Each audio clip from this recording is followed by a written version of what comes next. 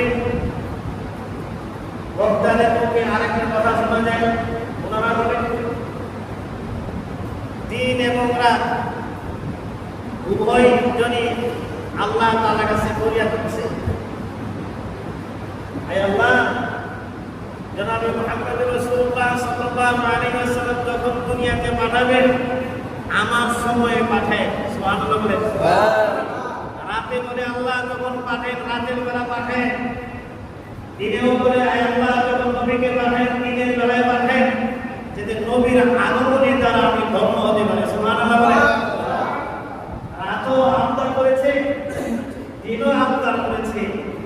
এই জন্য আল্লাহ রাব্বুল আলামিন দিনের আমদাও রাখলেন, রাতের আমদাও রাখলেন। এই জন্য রাতের শেষ প্রহরে, রাত যখন শেষ হবে বা সুবহে সাদেকের সময় আর দিন শুরু হবে, এই দুই সময়ের মাঝখানে আমাদের নবী মুহাম্মদ রাসূলুল্লাহ সাল্লাল্লাহু